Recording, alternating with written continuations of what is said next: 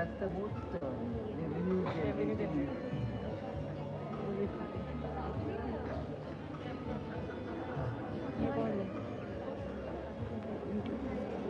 हाँ जी चेंज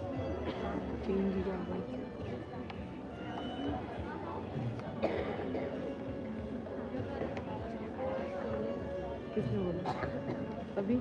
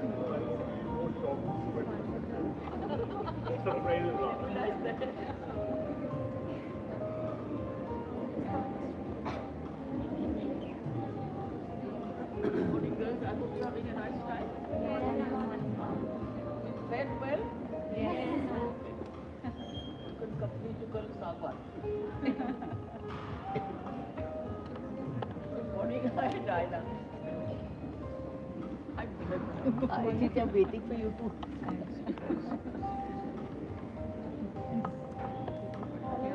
हाँ इतनी दूर कदर और कर्नल सामान Nice to meet you. That's 96, but then you're still so active in the You also M.G.D? No, I'm Deepika Mahajan, the parents representative. Okay, I was born with you. Acha, yes, I've seen it. The country where I was Morning, good morning, girls. I came much before the. Yeah, I just saw that there will be rush and by the Sometimes time those traffic. traffic. But today everything is disappeared. Yes. Just saying, good bed I should all Colonel Sangwan. Good morning, nice to see you. For the program? Yes, absolutely. Your aura is so magnetic, knowing everyone is just getting attracted towards you. Very nice of you to say that. When I was in hauled up in the tutor's office. Huh? Who's sitting there? Up on the bar.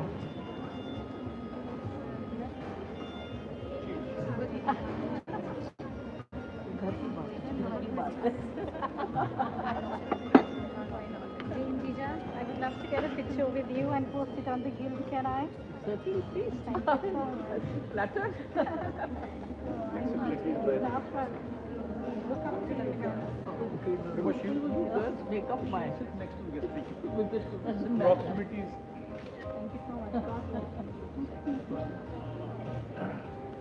I'll take a minute of your closing ceremony. We are requesting you to be we talk when you go to the law. We are finding then Admiral Manvendra is not available. Is not available. And we want some lady to speak in the end. And they could be a better person than you. Please, 10-15 minute लगेंगे कुर्सी लगा के आराम से बात We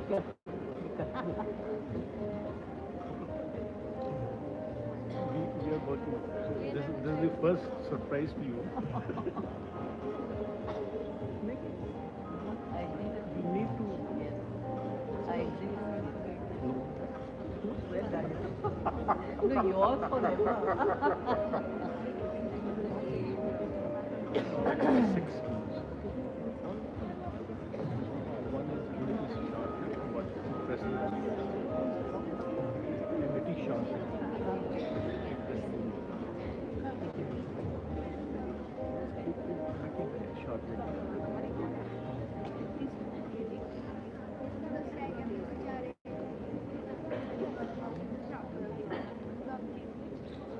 No, these are the actually roles of roles. The entire area has been.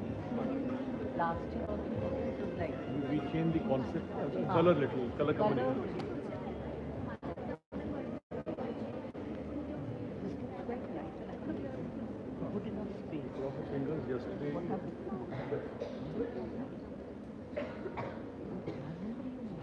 He's actually has some personal guests and is traveling also. I couldn't not think that he was coming. He requested him. So then we tried with him. We went with come sometime. He said I would have set up his traveling, made his program earlier. And we got late in actually. That was our. Initially quite glad he was losing our team. Again he declined. It asked me, I spoke to him. He would have come for maybe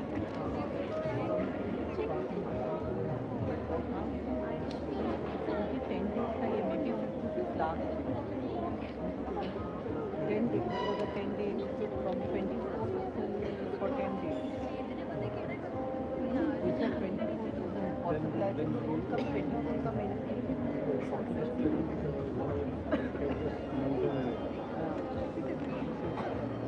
I will come, I will charge you 51,000. नहीं नहीं बजाज आ रही है clothing service from That is on the 5th. Goma Devi. Sabhi command. We need somebody. Again we got late because we need to call somebody. They have to be given time.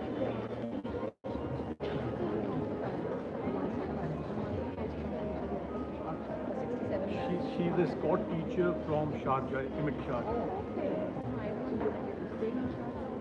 Yes, I married. I'm not married.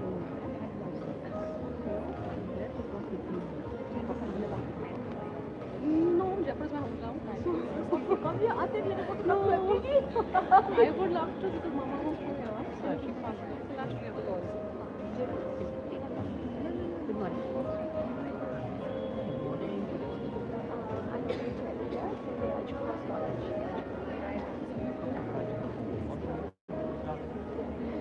I'm coming from All Saints Nainital. I'm Dachna Shah. And it's an honor to meet you, ma'am. Yeah, we are learning so much.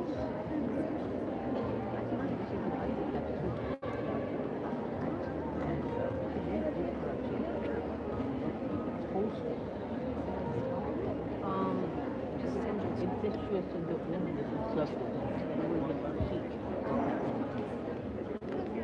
This way it is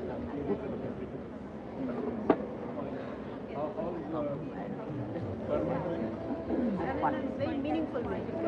Fun in a meaningful way. Smile on her face. Halki hai. Go wider, right. It's a learning experience for everyone. I think it takes place also. She's also Good morning, good morning. I can't read your name. M.G.D.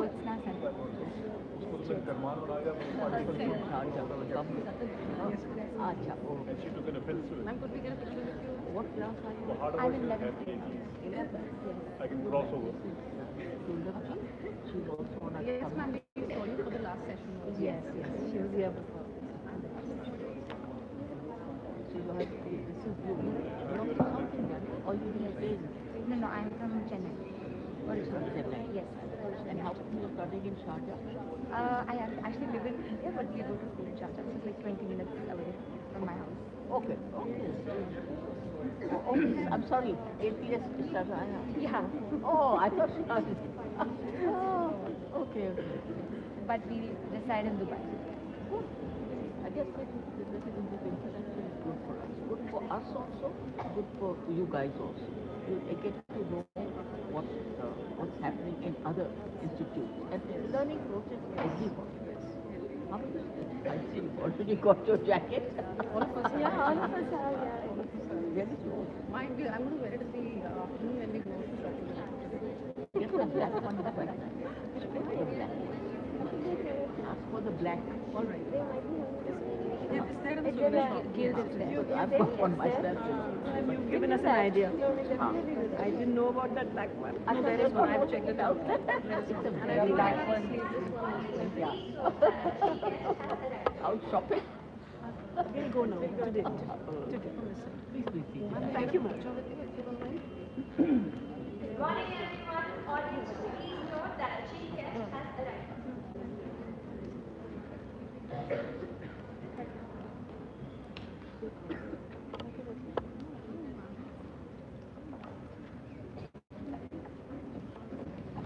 Thank you. Thank you so much that you are from the founder batch of LG.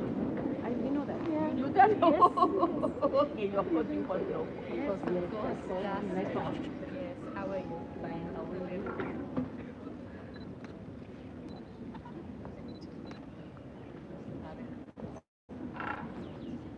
She is the financial advisor to railways in Jaipur.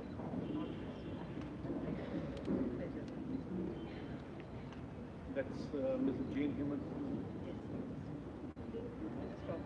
About the Hall of History when they visited. That's okay. All the good things you've done, ma'am. My bad, sorry. Excuse me, I can't get up. No, no, please, of course, of course. No, not at all. My knees are revolting. It happens. I had to come. Thank you. Thank you. I hope it's worth Looking it. forward to it. Thank you. Okay.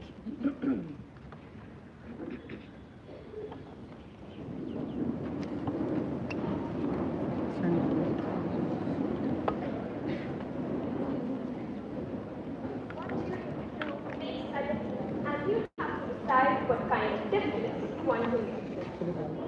Inspiring work of Dr. Jane Goodall, I welcome each one present here.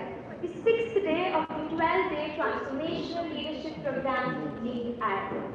Leadership Education and Discover India is an initiative of M.G.D. Girls' School, where girls who dream, grow, inspire. The leadership program commenced on 24 November 2025 with a very inspirational session by Shri Huzur, Dr. Lakshara Singh Mehwar. I take the privilege of welcoming Dr. Latika Nag for today's edition of Guest Talk series. Dr. Latika Nag is an esteemed wildlife conservationist and celebrated tiger princess of India. Her pioneering work in protecting endangered species and empowering communities reflects extraordinary leadership and commitment. It is a privilege to have you amongst us today, ma'am. I extend a warm welcome to Mrs. Jane Himmat Singh, Executive Member, Board of Governors. I gladly welcome Phila Durga, M.G.D. Girls Guild and Executive Member, Board of Governors. I would like to welcome all other esteemed members of the Board of Governors, M.G.D. School Society, M.G.D. Girls Guild, and the school fraternity present today. I welcome the young leaders and the faculty advisors from premier institutions across the globe, and students and teachers from different schools of Jaipur. A special mention to all the members of the press team who have joined us today. I take this opportunity to request Ms. Pramendra Kangarod, Principal, M.G.D, to extend floral greetings to our honorable guest speaker.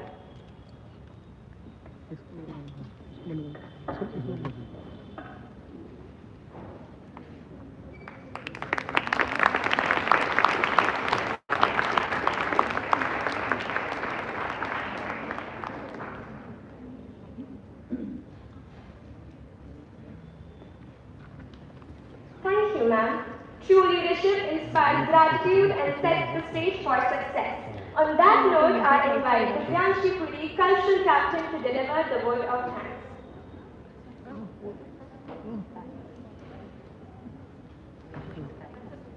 That's fine.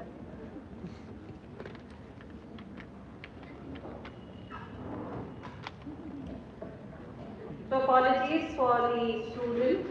She just missed out the most important point. I'll just quickly take this opportunity of welcoming our guest. And it's my very honor to introduce Dr. Latika Nath to all of us here. So Dr. Latika Nath, an award-winning and globally acknowledged wildlife conservationist and photographer, with a master's degree on human-elephant conflict from Wales and a doctorate of tiger conservation and management from the University of Oxford, ma'am stands as an international authority on big cat conservation.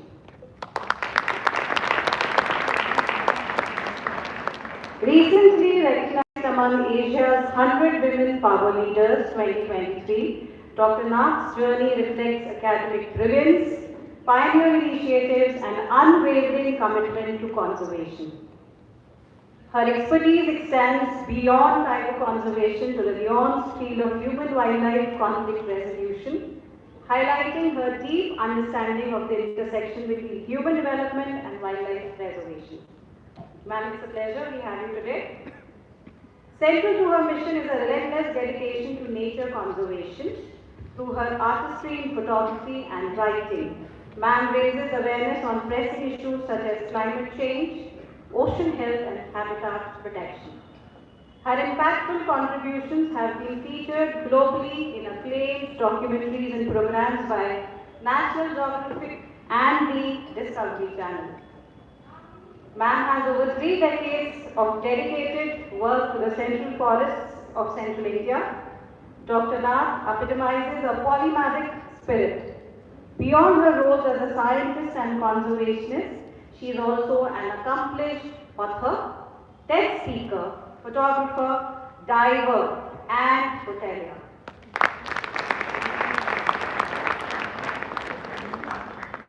An art aficionado and design expert, ma'am has led the makeover of 2 renowned luxury hotels in Delhi, showcasing her ability to adapt design to diverse contexts.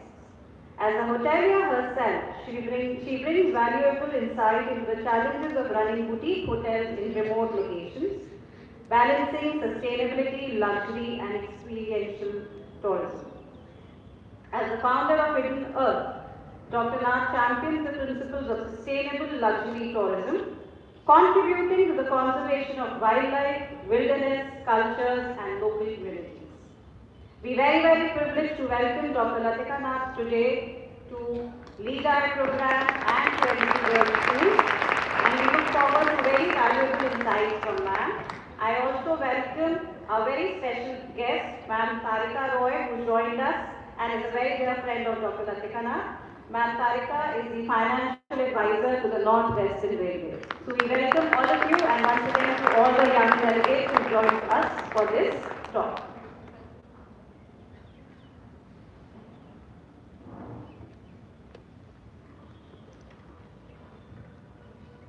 Thank you, ma'am.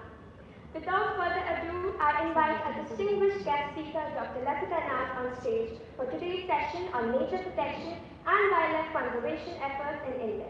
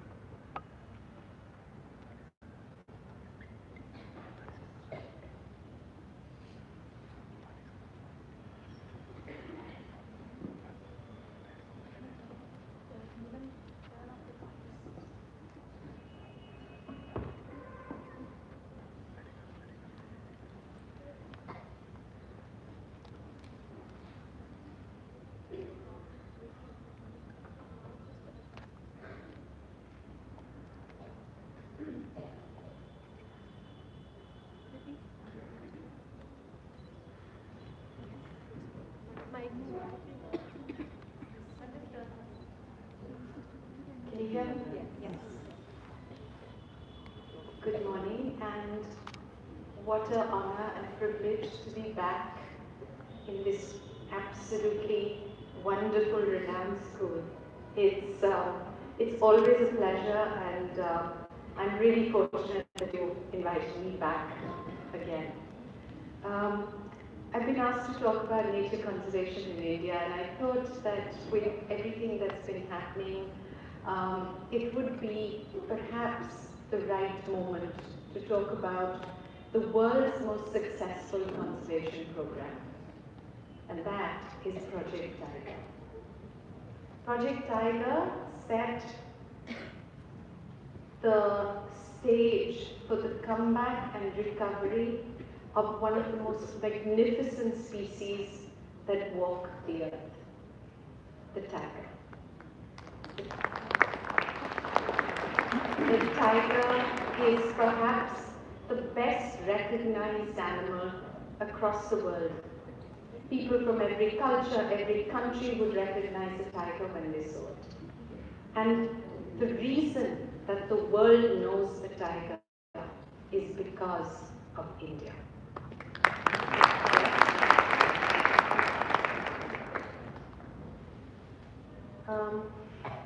India ranks as the world's 8th most biodiverse country. This in itself is magic. We're the world's most populated country. We have over 1 billion people. We have 1.2 billion people. We've outranked China. And yet, we're the world's 8th most biodiverse country. Not only have we protected our wildlife, but it's coming back, and we've managed to save some species that we thought were on the slippery slope to extinction. So it's magic. It's happened in spite of the best efforts of human beings to remove and decimate all wildlife. And that's because Indians as a people love nature and wildlife. It's something that's a part of us. Our gods, our motives, our art, our culture, our architecture all reflects our connect with nature. India has over 18 biosphere reserves under the United Nations Man and Biosphere Program. Project Tiger covers some of these. With 96,000 species of animals, 47,000 species of plants, and nearly half the world's aquatic plants. This is a nation that is second to none. When people think of India, they don't remember that this is a country. The only place people think of that has more than us to offer is the continent of Africa. No single country in Africa can match India. No other country in the world can match India.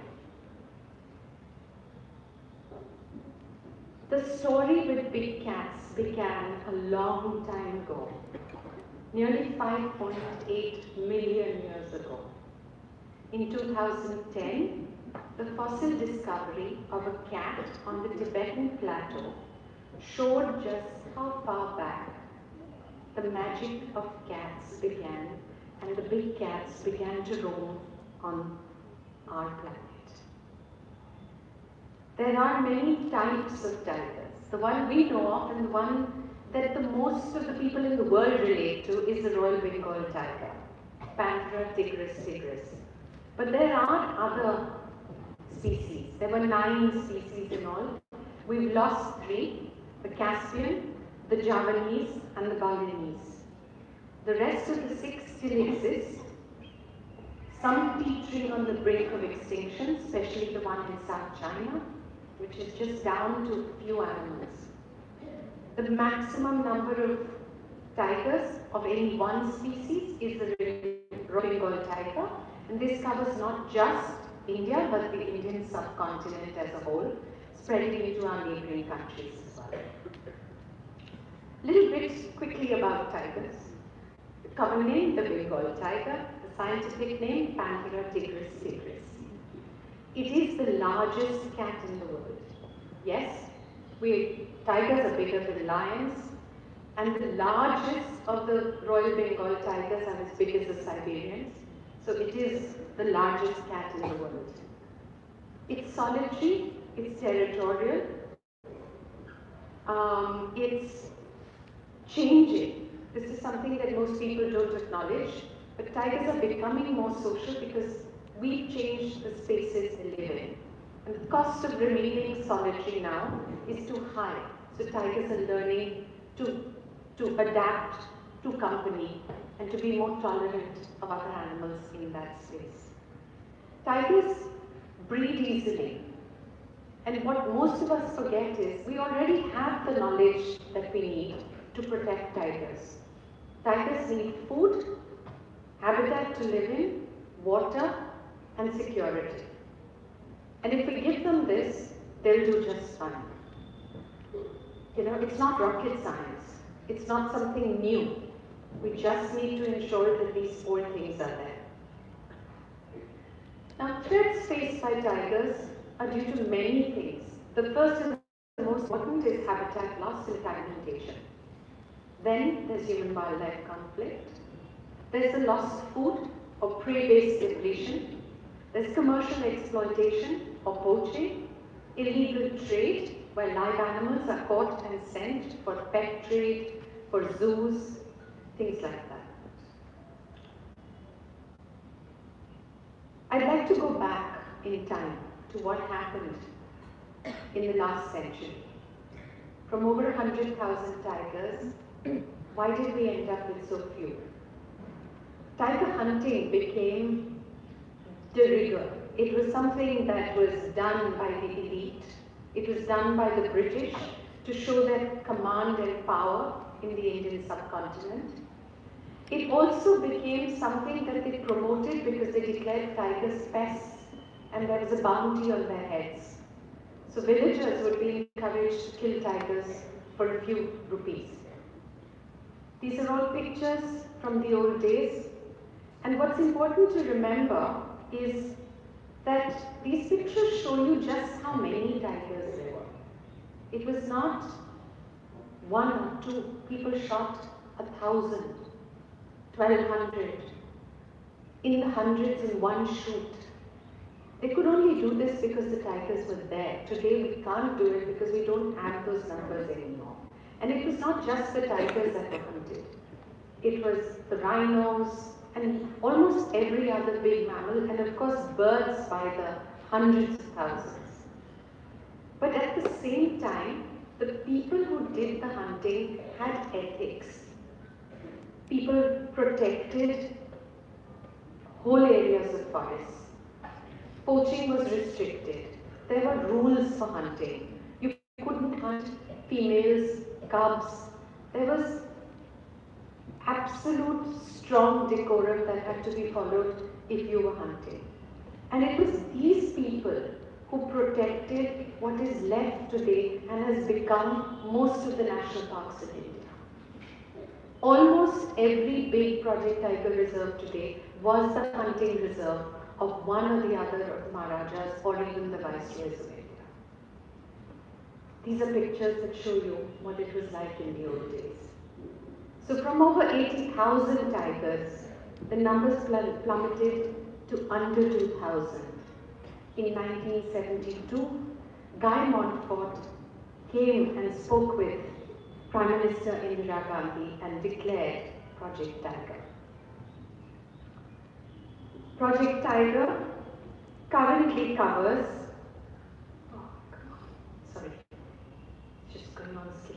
Okay, Project Tiger currently covers about 2.5% of our land, and it covers about 84,000 square kilometers in 58 tiger reserves. I want you to see these images to just remember again how beautiful tigers are. And to tell you a little secret, this is the tiger you normally think of when you see tigers in India. But these are not the only tigers we have. We have white tigers and black tigers strawberry tigers. It's so sweet. We have tigers in the snow. We have tigers in the desert. We have tigers in mangroves. We have tigers in scrub forest. And tigers are not always alone. You have beautiful family groups with both parents and cubs, and you live close to one of the most magical places on this planet, Ranthambore, which has all of these amazing places, yeah? And I think the day you see a tiger in the wild, it changes something in you. You realize that there's a special fire, there's a special power, there's a special majesty that this animal has that I can't explain. You have to experience it to understand how unique it is. The innocence of a cub, the fierceness of an adult, they're both sides of the same animal. And if you see them at play, two siblings having fun, learning to grown-up tigers, it's a very, very special experience. Now, tigers live in territories and they guard them and protect them zealously. One of the ways that they protect them is by leaving messages for other tigers. They do this using pheromones that are excreted through urine or in their scat, which is their droppings, or sometimes even by rubbing their face and leaving scent markings on plants. Other tigers will come, smell these, get the message, leave a reply, and move on. A tiger is too powerful and too strong to engage in conflict all the time. It's much easier to resolve things through dialogue. And this is a picture of tiger dialogue. And that's something that we need to learn to do, yeah? Fighting is not always the answer. Now, tigers are powerful hunters. They're incredible predators. Tigers will use a variety of techniques to hunt depending on the size of the animal that they're hunting. I've seen tigers jump on the back of an animal and break the neck vertebra, so the animal is paralyzed. It's called the snake bite. If you have a wild boar, which is very strong, they'll hold the wild boar by the neck and strangulate it. It's called a throat bite. But if you have a big animal, like a gaur or a big sambar deer, sometimes they will bite and hamstring them. That means they cut the tendons on the back legs so the animal sits down and then they use the snake bite. So it's often a painless process and really quick, and they're very efficient. Tigers are also the protectors of much of the fresh water of this country. And water, fresh drinking water, is one of the most important resources for all human beings, in fact, all living creatures in the Indian subcontinent. More than 350 rivers originate in or have a majority of their catchment within India's tiger reserves. These act as vital sources for the nation. So when people ask me, why do we protect the tiger? We protect the tiger because it's the most well-recognized animal, and under its umbrella, we can protect the rest of nature. Having shown you that tigers can live from the mountains to the coast, from the deserts to the tropical forests, under the umbrella of the tiger, we're protecting biodiversity in India. This is pictures showing you how important water is for tigers. And unlike most cats, tigers love water. In the summers, you'll often find them soaking in pools of water. Cubs will play in it. They will go and find water in their territories and form territories around water bodies. It's very, very important. And you understand this when you start looking at the history of India. If you look at fact, the Mahabharata, even the Mahabharata says, if there is no forest, then the tiger gets killed. If there is no tiger, then the forests get destroyed. Hence, the tiger protects the forests and the forests guard the tigers. Old seals from M.G.D and Harappa, cave paintings all show the tiger. And the spaces of the tiger, which followed along the paths of the rivers, is where the first humans were. And this is where you see the paintings and the rock art, which show that there were tigers even then. Tigers are a part of Indian culture and psyche. I already told you this. Pashupati, Shivji, you see him with tigers. He sits on a scale. In many parts of India, we worship the tiger gods. In places like Ranthambore, if you go to the forests, you see these tribal temples where you'll see tigers there. And this is space which is overlapping between humans and tigers. And humans respect it, and tigers respect that humans come there to pray. And they've been doing this for centuries, and they've lived in peacefulness and coexistence. So not all tigers are man-eaters, not all tigers attack humans. It's only under very special and provocative circumstances. Tigers have always been a part of our folklore. This is pictures by this very famous artist called Sudarshan Shah, where he's talking about how tigers have been represented in different types of art across different cultures of India. So we've got the Vardi, we've got the Kalamkari, we've got the Pattachitra, the Gond, the Kali Ghat, Madhubani, even the Tibetan Tanka paintings. And they talk about not just the tiger, but also all the different cats. And we have many wild cats in India. So there's more posters that show you how the tribal communities and wildlife are so interlinked. They're called the keepers of India's Jal, Jungle and Jameen, water, forests and earth.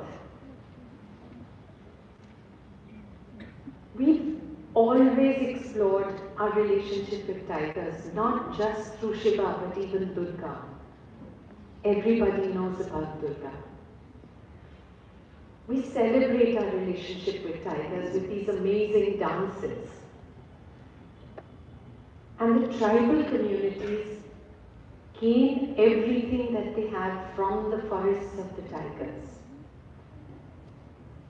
Across the length and breadth of India, from central India to the northeast, from Orissa to Gujarat, from Nagaland, all of them depend on the vine forest resources that they get from the forests that the tiger guards. This is Maua. Maua is essential for the survival of the tribals in central India.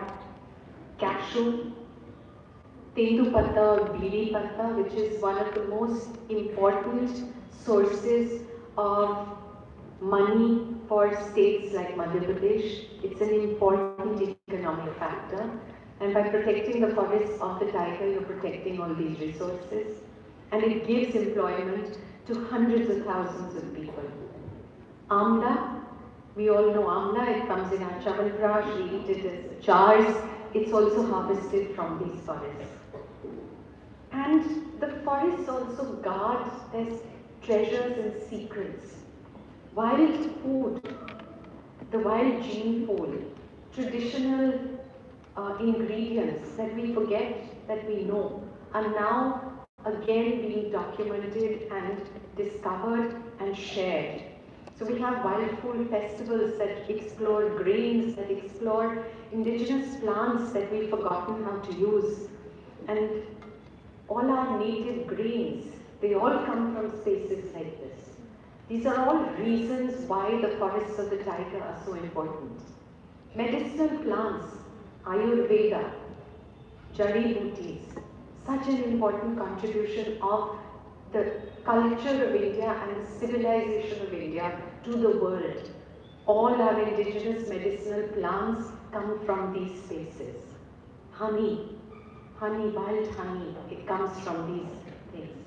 And also now tourism is discovering new nuances that they hadn't talked about earlier.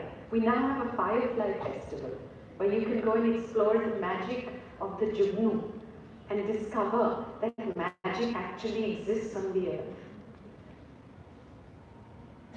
Some of you might even put this down on your list and plan to do a holiday and explore one of these. Now the biodiversity covered by tigers is incredible. I'm just going to show you a few pictures to explain. So you have the flame of the forest with the beautiful langur. You have bats, the fruit bats. We have an incredible range of amphibians. Look at the colors and the types of these frogs. And you see all of these in these areas. It's just absolute magic. You need to go into these places with your eyes open and the willingness to explore and not look just for a big cat, but to look at the little things that are around that are equally special. Moths, the moon moths, the lunar moths, snakes, the bird life, of course. We have such incredible bird life, both residential and migratory.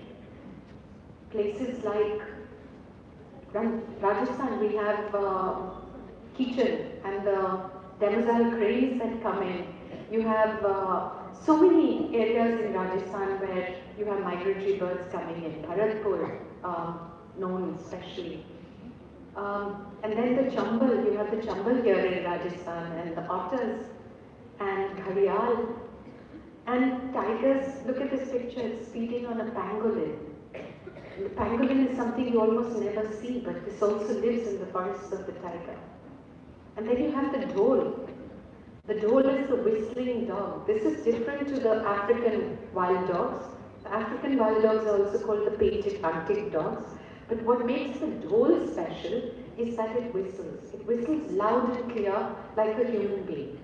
And if you ever get to see them, they'll whistle instructions to each other. I mean, hey, you move left, go right, 2 steps forward, please stop. Okay, stop.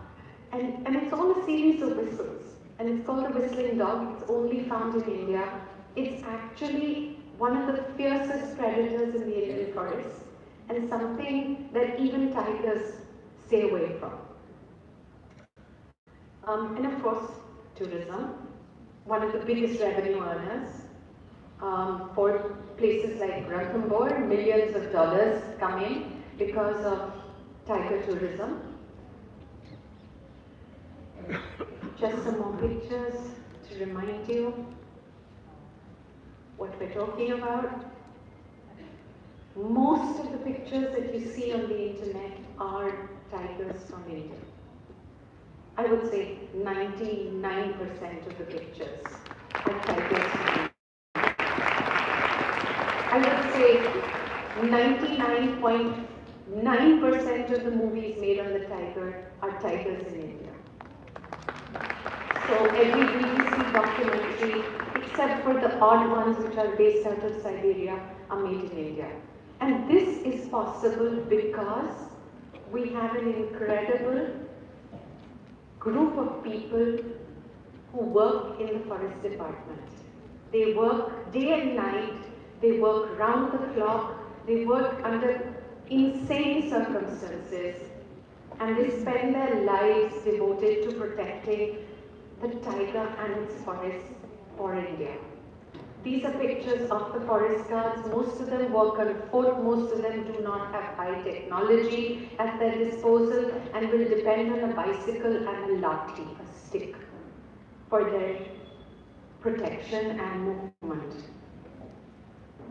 Technology has entered wildlife conservation today, and India has recently in the last 10 years or so, begun a new way of censusing and monitoring tigers.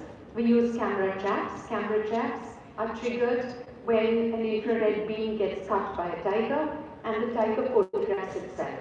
Now the magical thing about a tiger is that the left side and the right side are different. So whenever you put a camera trap, you always put it in pairs, so you get both sides of the tiger. You get pictures like the ones you see on the right side. We now have AI supported software that can quickly sort out all of this a bit like a fingerprint, and it looks at the stripes, identifies where the tiger is from, gives it a number and a name, and you know exactly where that tiger was at that moment in time.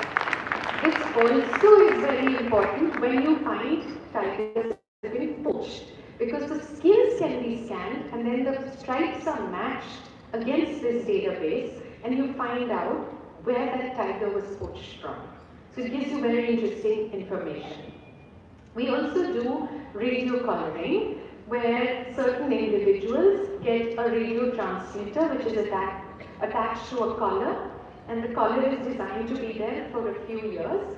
This sends a direct message via satellite to a computer system that monitors the movement of the tiger. Now this is very important information for us because most tiger forests are now islands in a sea of humanity. And every tiger forest has a limited capacity for the number of tigers you can have in it. So when tigers start breeding and you have young subadults, remember I said tigers are territorial, the parents will push the youngsters out and say, go into the world and seek your own. So when you have radio collars on, you can tell where these cubs are going. Some of them have been known to travel 180, 200, 300 kilometers through human landscapes, through development, through villages, looking for new territory. And radio collars give us the information to understand where they're going and to make sure that there are what we call corridors of forests through landscapes that allow tigers to move from one place to the other.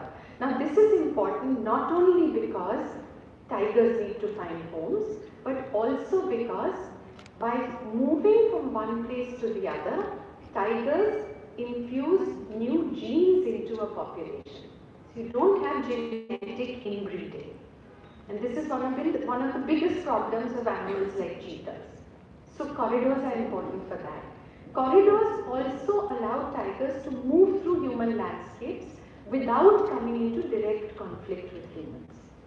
So forest fragmentation patterns and the study of corridors is a very important part of what I do. These are pictures showing how relocations have led to, for instance, the incredibly successful conservation project at Sariska, which is also close to you, something that you can all visit. We now have over 50 tigers in Sariska after there was a complete wipeout. But it's not just tigers that are relocated. We've relocated gaur, hard ground barasingha, black buck. We've recently reintroduced cheetahs into India. We've even been moving deer species into areas where there was not enough food for the big cats to cut down on conflict because we wanted them to stop looking at eating cattle and predating on goats. We've also had an incredibly successful program with reintroductions of rhinoceros. Case in point, Dudhwa National Park, where we now have a fantastic population. So relocations are a really important tool in the repertoire of any wildlife biologist. However much I try, I cannot forget the fact that this is a reality that I deal with every day. We've had human-wildlife conflict and we've got poaching at unprecedented levels still happening. And it's not just dead wildlife. We have total size. Big. Can you imagine how many fit in a big truck? Snakes, skin for meat, skin for pelts, skin for, and also now this whole threat of the spread of zoonotic disease. That's been a huge problem. We've all dealt with one populations and also into domestic cattle and then to man. So this is images of what I was talking about. I mean, I want to now request all of you to please today promise that whenever you go out and you buy food or cosmetics, please look at the contents of what you are buying. One of the biggest destroyers of habitat in our part of the world, Asia, has been palm oil. And of course, lots of the Amazon for cattle ranching, all of that. This is what happens when you have development taking place without understanding what they're doing. And all of these pictures at the bottom show you how animals come out and get killed because their homes have been destroyed. This is a very famous picture that won the Wildlife Photographer of the Year award last year, taken by a friend of mine, which shows in the Nilgiris how tigers live around human habitation. And this famous picture by Steve Winter of the leopards of Mumbai. Now recently, I don't know if you've been looking at the news, there's been this whole thing on the Maharashtra government that we need to neuter leopards. We also want to there was also talk of removing 1500 leopards from Mumbai and taking them to Vantara. So there's been all sorts of discussions on what is happening, and there's been a lot of talk of development projects and tourism projects in Sanjay Gandhi National Park, which has led to more problems for the leopards of Mumbai. More instances of wildlife in human habitation, and when this happens, both the animal and humans often get injured or die. Organizations like the Wildlife Trust of India have been working on identifying corridors for the tiger for the first time in the entire central India, covering more than 150 protected areas and 150 corridors. Maps like these are made using geographical information systems, using technologies like satellite remote sensing, combined with ground truthing, and we get data and model these so that we can figure out what to recommend. And based on these recommendations, you work with both state and central governments to come up with a wildlife plan. Designs of corridors, we use camera traps, we use video monitoring, and we use radio telemetry as well. Once we have the corridor and we start monitoring, we then can do individual maps which show us which species uses which habitat, which parts are have the most overlap, so which are the most crucial parts, which are the ones crucial for a particular species, which allows us to then decide how we do our conservation. Recently, there's been a lot of talk about linear linkages and linear breakages in landscape. This is when roads, railway lines, power lines cut through in a straight line. In Rajasthan, it's very important because a lot of this was impacting the bustards, the Great Indian Bustard. You also had something going through the Ranthambore landscape, and they're actually planning some new styles of creating overpasses and underpasses in the highways because prevention is easier than cure. Once you've destroyed a habitat, it's practically impossible to do anything about it. But landscape level conservation is not just across India, it also goes between India and her neighbors, or in fact any large spaces across the whole planet. This is an area that I've worked in a lot. This is the area between India and Nepal and China. Looking at the Kanchenjunga landscape, the Far Eastern Himalayan landscape, the Tarai Arc belt. These are all areas where we work with governments across countries because species don't understand lines, political lines drawn on pieces of paper. And the way different countries approach conservation changes what happens when a species moves or migrates from one space to another. So this is the Manas conservation area, which is the Indo-Bhutan border. It's very important for tigers. Manas is one of our big tiger reserves, but it also covers the magical red panda.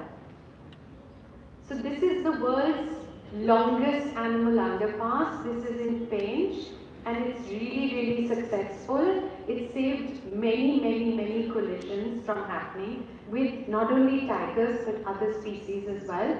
And this is where camera trapping has proven, because we've got pictures of the animals using the underpasses, that this is a successful strategy.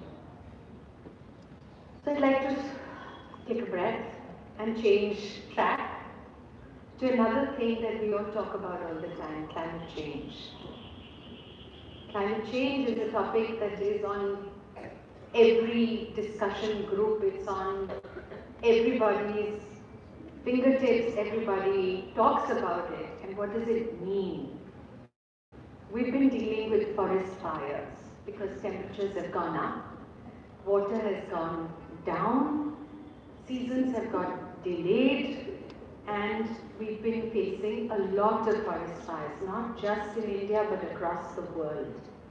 And people in the forest department have to combat these, sometimes successfully, often not successfully.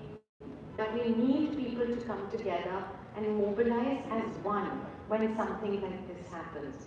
It can't be the attitude of it's the government's problem. It's not. Because if a fire happens, it burns your home. It'll burn your garden. It'll damage your livestock. It'll burn the crops growing in your farms. Thank you. So it's something that's your problem as well. And the very important thing is cooperation and working together. When you work as one, you can make a difference. And that's really important. But it's not just the fires, it's the floods. These are pictures from Kaziranga, and look at how bad the floods were this year.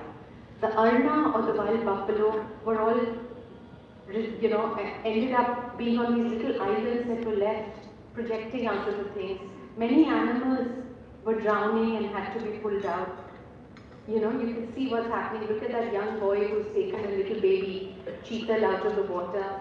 Leopard cubs, leopards, tigers, elephants swimming like submarines with their snouts out of the water to breathe, to get to dry land. Floods is a big problem. Landslides is a big problem. These are all the effects of climate change. So the Ministry of Environment, Forests and Climate Change have been working against a lot of odds, and yet we have over 70% of the world's wild tigers. Our population numbers have doubled. And that's why I told you, it's nothing short of a miracle. It's magic. And it's a natural animal. And if the tiger is going to survive anywhere in the world, on planet Earth, it's going to be in India. So in a new initiative, the government has started the International Big Cat Alliance. We now want to work with countries across the planet, with scientists working on other great cat species from around the world to share knowledge, science, technology, experience, and to learn from them, to invite them here, and to adapt from their experiences to ensure that our Project Tiger Reserves and our national parks get a really good chance at surviving in the long term forever. This is what Ranthambore is about. This is what Tigers is about. A last image to tell you, we really do need to remember every day why we need to fight this fight, why each of us needs to be a conservationist, and why this battle can't be a battle of one wildlife biologist, one Ministry of Environment, or even just the government. It has to be something the people of India, all of us, commit to every day. Thank you. So there's a friend of mine, Kalyan Varma, who did a film, and I'd like to just play that for you. It's just a short film on Project Tiger with some of the greatest names in conservation. I will do it for you. You'll do it for me? From here. Perfect. Thank you. I'll come and do it. Do you want me to come and sit? Or I can stand? Yeah. We have question answer. Yeah, sure.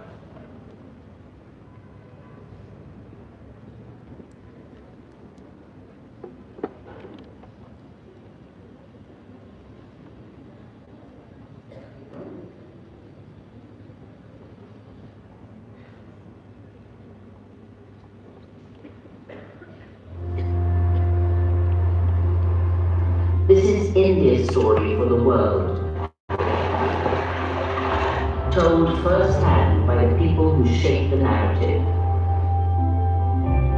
Of all the living things on this planet, nothing compares to tigers. The tiger is the absolute boss of his name.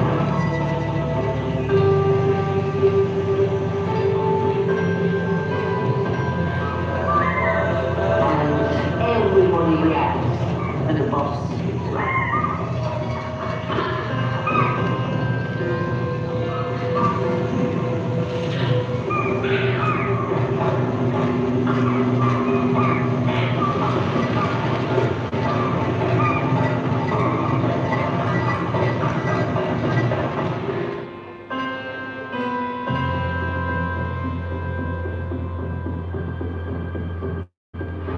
Tigers were almost lost forever. When something really major happened, the extinction of the tiger was virtually a certainty. The tiger had no place to go. Our art, our culture, our history, our religion, our dances, our philosophy, everything came from nature, and nature wants the tiger. But on the other hand, the tiger has always instilled fear in humans. But what really changed the situation dramatically was the arrival of steel and gunpowder. I think as far as India is concerned, the tiger is alive because of the fear and respect local communities have of it. Occasionally they may free tigers, but they kept a balance. That balance got blown out. When the British came, they had the smarter techniques, they had better guns, and they took it to a different level. 100, 300 tigers, 500 tigers, 800 tigers, 1,300 tigers. Everyone fighting and competing, skills all over the place. India was rich with wildlife, and everyone was a part of the sympathy, was out there at the time.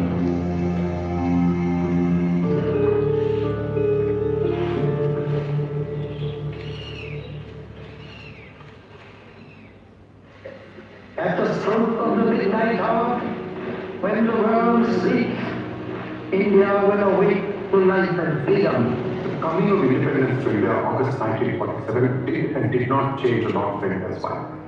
There were roads, there was urban development, cement began to replace so many things. Trees just standing there doing nothing, don't announce the GDP of a country.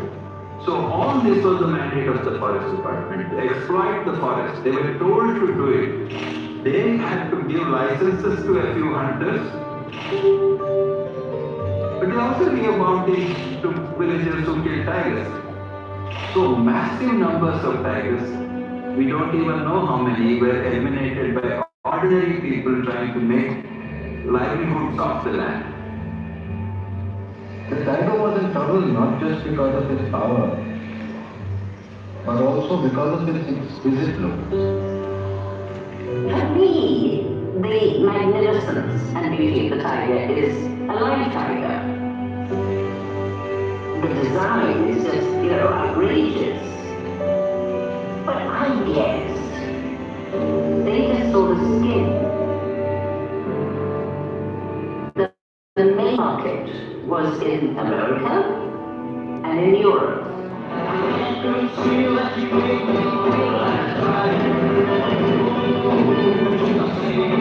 And tiger skins were 300 rupees each, and leopard skins 200 rupees each. And you could buy as many as you liked. India's wildlife was being demolished. It was like a bulldozer running through. When Indira Gandhi arrived on the scene, and she really cared for me. It is clear that the environmental crisis which is confronting the world will profoundly alter the future destiny of our planet. It was the decisions she made and the rules that she laid down and the absolute iron-fisted refusal to allow nature to be completely obliterated in the name of development. And that really changed the dynamic of everything. Very soon after, in 1970, early in that year, India banned the export of tiger and leopard skins. And the second thing that happened was to ban the hunting of tigers. And then the shikar lobby also took that to court. There were people who went to court and said it's my human right to shoot. And they lost their appeal, actually. But at this point, we still had no clue how many tigers actually were left in India. So the first national tiger estimation was undertaken. I think everyone was shocked to realize that just about 1,800 tigers were left alive on the Indian subcontinent. One key figure in this was the director of Kailash Sankla. He wanted to use the tiger as the metaphor, like the national flag of a country. He just wanted the tiger to become the center point of protecting different species. You can't save the tiger if you don't save the forest. When you save the forest, you save every other creature in the forest, including the microflora and fauna of the soil. When Project Tiger began, there were 9 tiger reserves, and they were in 8 states.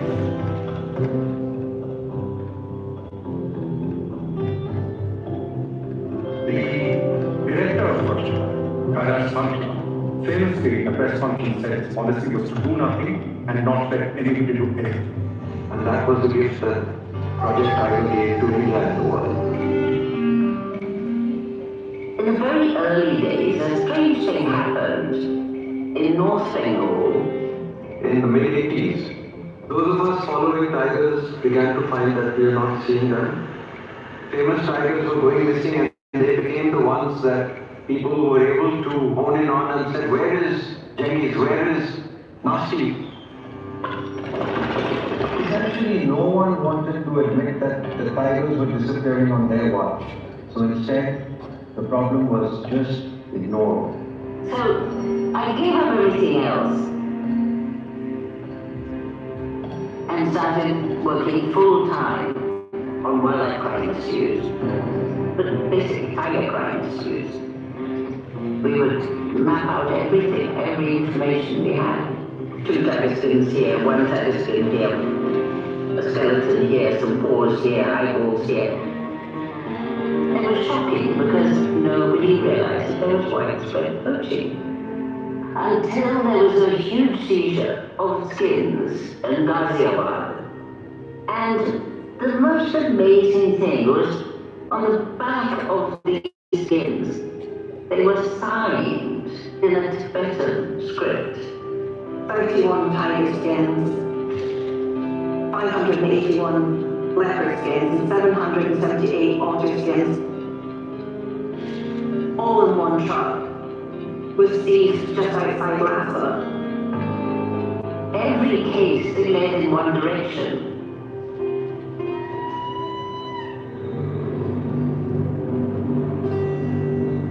We arrived at parade ground and it was everywhere, literally hundreds of people wearing costumes decorated with tiger skin.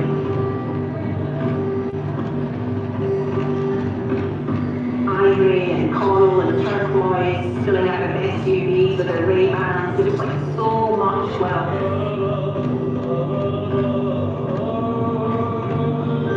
And in the town itself, there were people selling ready-made cut pieces of skin, of tiger skin and leopard skin. There's something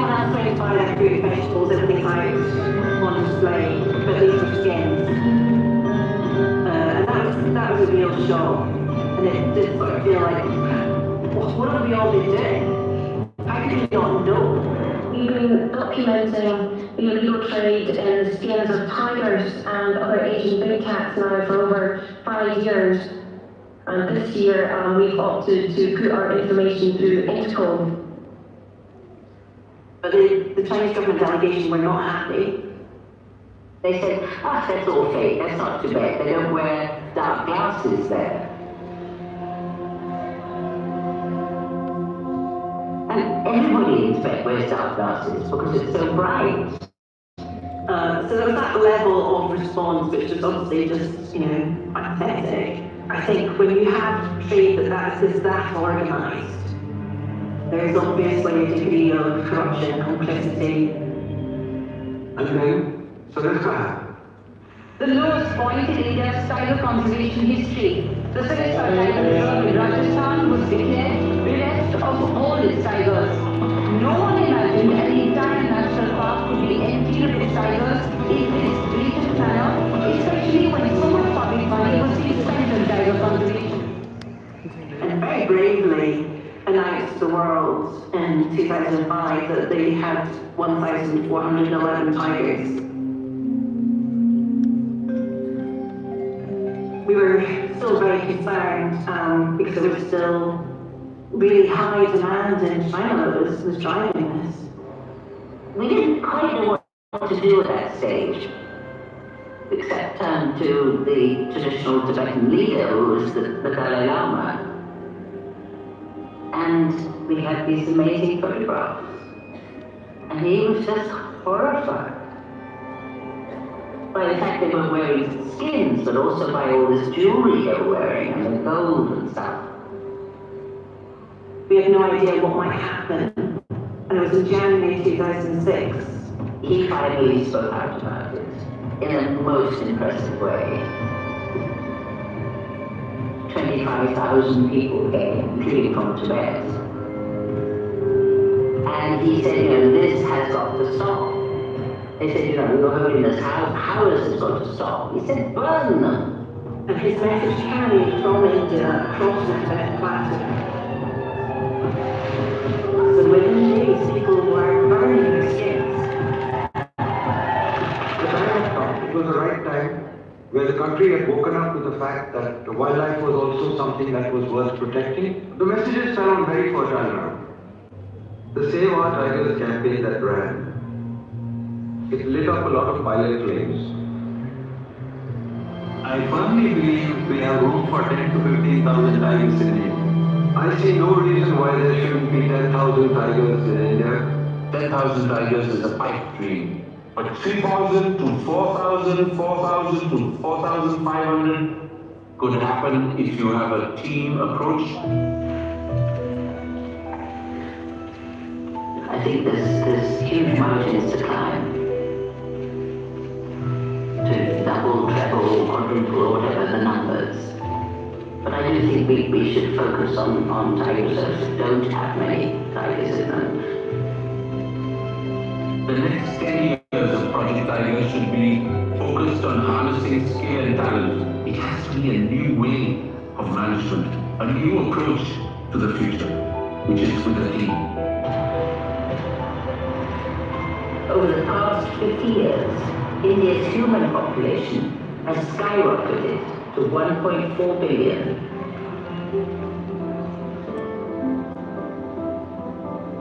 And yet, over the same period, India's wild tiger population has more than doubled.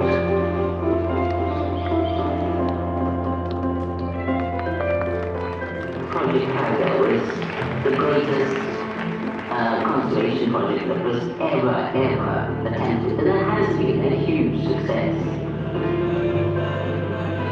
We have over 70% of all wild tigers. It's fabulous.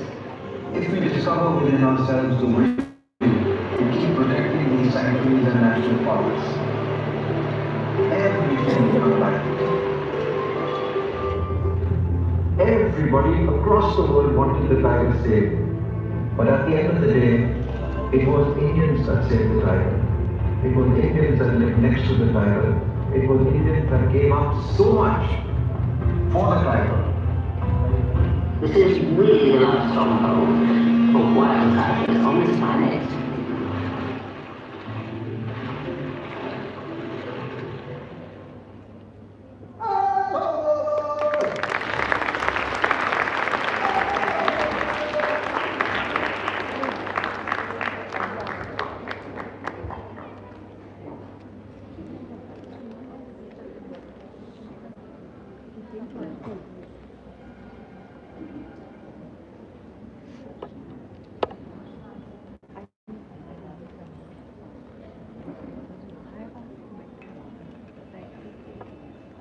Now, the session is open to questions from the audience.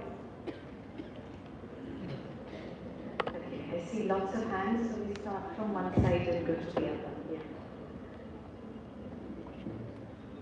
Good morning, ma'am. I'm Ambika from KPS Jamshedpur, and my question to you is, what are the new initiatives or future plans that are being introduced to save the endangered species? Okay, so I told you some already, which is we've got the International Big Cat Alliance. We're increasing the number of protected areas in the country, but we've also started other projects. So the latest one is the one on mesopredators. The mesopredators are the smaller cats. So we're looking at cats like the caracal, like the jungle cat, like the rusty spotted cat, the desert cat, all of those. So we've got one on the mesopredators. We're also, of course, working more closely with international bodies. There's a lot of institutes like the Wildlife Institute of India or private bodies which are now doing a lot of work on conservation and monitoring. So there's a lot of work happening. Thank you. Good morning, ma'am. I'm Janati from All Saints College, and I would like to know at what level should wildlife conservation be done at a global level or at a national level? Global, national, state, school, student, parent, everybody level. Every single person should do something about wildlife conservation.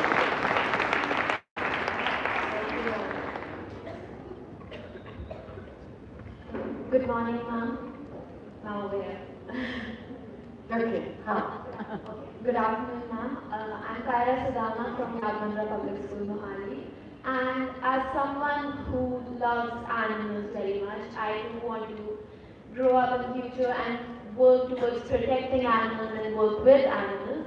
So I really want to know what led you to this path in life and how did you reach where you are right now? I decided when I was 6 that this is what I wanted to do. And at that time, nobody ever thought that this is something that could be a serious profession. I never changed my mind. All my degrees, all my focus was on this one particular thing that I wanted to do. And I had sort of grew up idolizing Dian Fossey, Jane Goodall, David Attenborough, reading all the right books, Wind in the Willows, James Herriot, all of that. And this is what I was born to do and I just stuck to it. You also have to take the decision that you're going to do this irrespective of financial gain. So it's not something that pays you, but it's something that gives you a lot back, because you get to see things that nobody gets to see. You get to experience things that very few get to experience. So it really is about passion and commitment, and that's really the biggest base for venturing into this space. Okay? Good afternoon, ma'am. I'm Sanjeev Kaur. I'm from YPS Mohali. And my question to you is that you mentioned in your talk that you brought other animals for the tigers to eat because there wasn't enough food for them. Ma'am, what about their species? What if they get endangered? Then everything will die, no? It's a pyramid. Remember the food pyramid? So if the grass dies, then the next level, the grass eaters die, the grass eaters die, the predators die, the forests die, and human beings die. That's the food pyramid. We appreciate the act of participation, but due to paucity of time, this would be the last question. Thank you. Good afternoon, ma'am. I, Shrika from YPS Patiala, want to ask you, how do you think India can balance development with wildlife protection? Sorry, say that again. Development and wildlife protection. Okay. It's not even a question now of how India should balance development and wildlife protection. Sustainability, environmental protection, and being planet friendly is something that is an essential part of every development plan. And it's not something that is we don't have the luxury now of thinking about whether we should do it or not. It has to be done. It's an important part and integral part of every development project. And that's how the government is approaching it now. Yes. Last point. Ma'am, do you have a solution for the rock pigeons? Rock pigeons and Indian common monkeys which are menaced now. What should be done about it? Well, the monkeys really, the best thing is to relocate them to spaces away from city centers, as well as vaccinations for rabies and other diseases like that. That's what we found is the most effective, because it's not possible to do like langurs everywhere and look after them. So relocations to safe spaces, alternative habitat. Pigeons, I think the biggest problem is that India feeds pigeons and feeds them beyond rationality. So until we take care of that and people actually think differently, it's going to be very difficult. Is there any plans in future when you talk about this? I haven't heard of anything, but there are areas where people have expressed concerns. But again, it's one of those things where you're walking a fine line, because there's religious sentiment versus practical problems, and you need to find a way of addressing these with communities locally. I think that's really the key issue. Okay, thank you. Yes, of course. Good afternoon, ma'am. I'm Aranda. There aren't a lot of female environmentalists.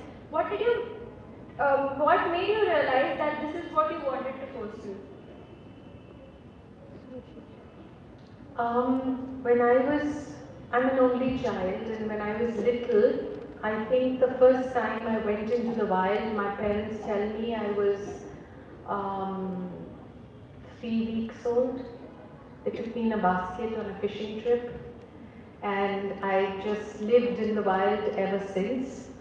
My father's a doctor. He was the director of the All India Institute of Medical Sciences. And if you gave me a choice, they say children follow in the footsteps of their parents. Give me a choice of being at Ames in one of those dingy, dark corridors full of unhappy people, and telling me that I could be in a place like Ranthambore looking at a Raiga. I mean, it's a no-brainer. So, that was it. And my father was very involved with wildlife conservation. He was an advisor to Prime Minister Gandhi from the late 50s. He was one of the founding architects of wildlife conservation in India, worked very closely with the people who wrote the Wildlife Protection Act. He was one of the founders of Project Tiger. So I did follow in his footsteps, but did it my way.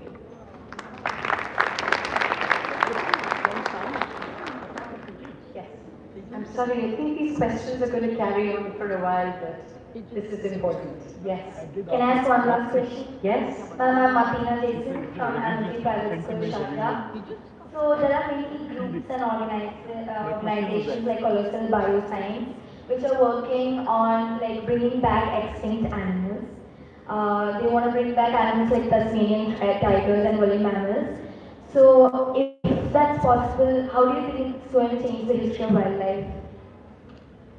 I'm worried about how these animals will survive, given that we're going into a time when there's a lot of climate change.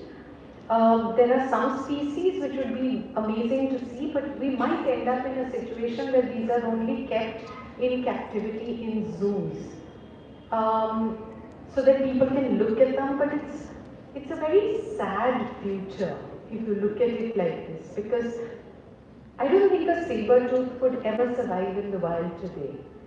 And just to recreate a saber-tooth, to keep it like a little specimen in a zoo, yes, it's a great biological achievement, but is it really fair? Is that really what we want to do? I'm not sure. So there's a lot of questions when you venture into this territory, and a lot of it is ethical, a lot of it is moral, a lot of it is about personal beliefs. I think all of these will have to be addressed for each time you take one of these decisions. Ladika, I too wanted to ask something. Go for it. Mike, beta, Mike. Ma'am, here. Here. It was a brilliant presentation. I'm sure everybody will agree with me. I just wanted to ask, because you mentioned in response to one of the questions that it's not something which pays a lot, but I think there are several alternative or co-associated professions that one can, just not have it as a hobby, but also have it as a profession. And you yourself have fanned out into several areas which actually provide an avenue for them. And since they are youngsters and it's in leadership education and discovering India, doing your passion, so it would be nice if you can give them the other side of it as to what all other areas they can fan into while following their passion and helping the mother planet to make it a profession as well. Because you yourself are doing it. Okay, great question. Okay. Yes, of course. So conservation biology is really about working in the field, working as a scientist. There are many organizations you can work with, but you can also work on economics, you can work on law, you can work on sustainability, you can work with INGOs like the UN, like WWF International, organizations like ICIMOD, which is the Integrated Center for Mountain Development, which focuses on the Himalayas. You can also work in realms like marine biology or on zoonotics. You can work on viruses. There's a lot of work that is happening. It's just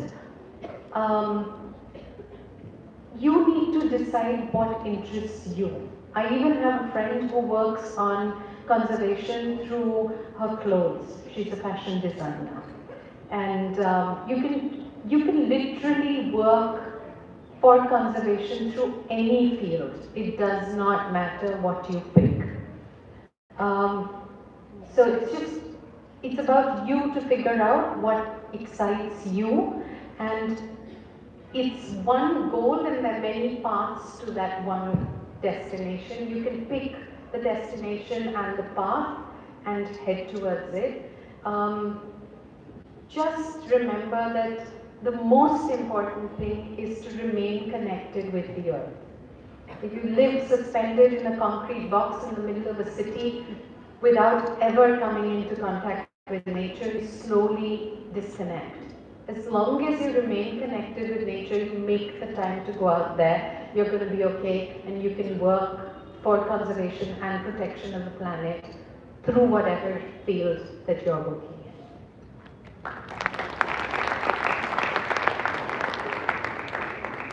Yeah, more questions. Do we have time? Yeah, some back there. Couple of M.G.D girls. They can interact over lunch. Okay, so you can come to me face to face after this and we can chat. Thank you.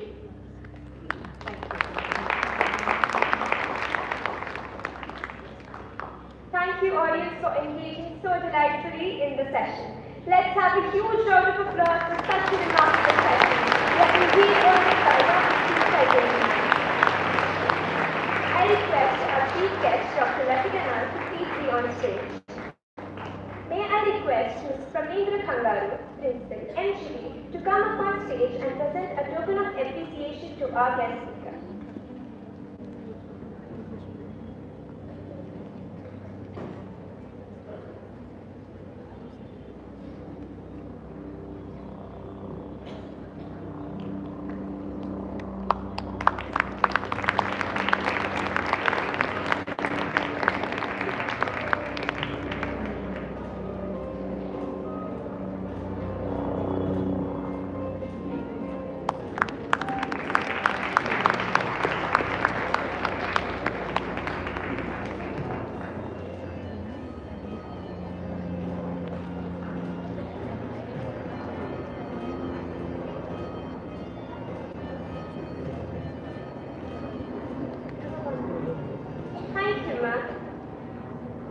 invite Ms. Sarika Roy on stage. May I request Ms. Pramendra Kangaroo, Principal, M.G.D, to present a token of appreciation to Ms. Sarika Roy.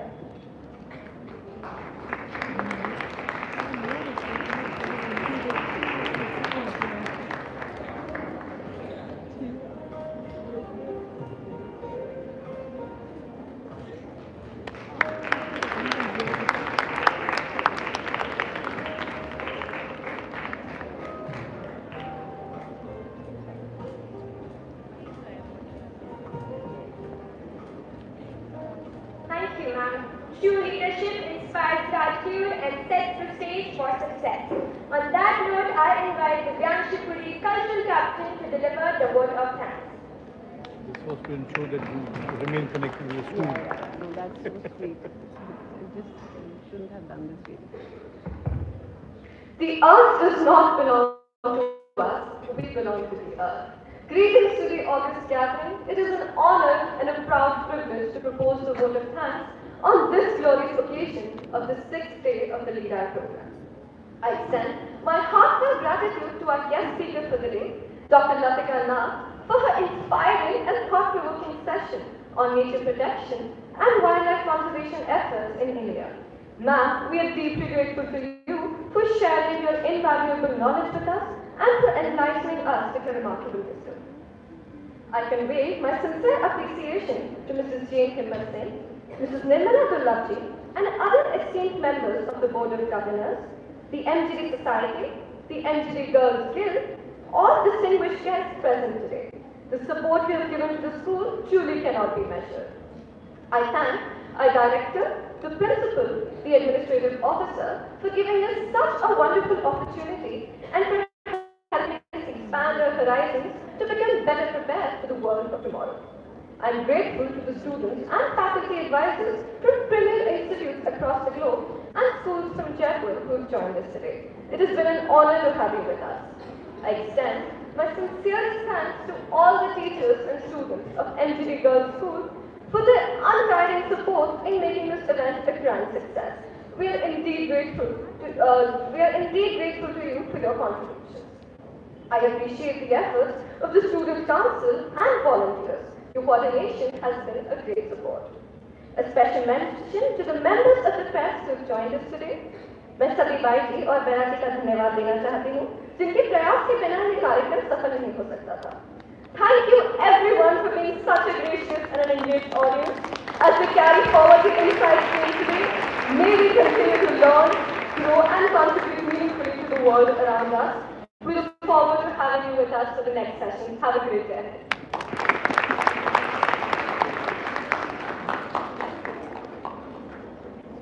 Thank you, Rita. Let's make this moment memorable. I request our guest speaker, Dr. Latika Nath, Mrs. Pramendra Kangaroo, Principal, M.G.D, Colonel S.S. Saman, Sena Medal Bar, Administrative Officer on stage for a group photograph. The young leaders and their faculty advisors are requested to come on the stage as an order of announcement. We begin with All Saints College, Nainital. I invite the participants along with their faculty advisors on stage.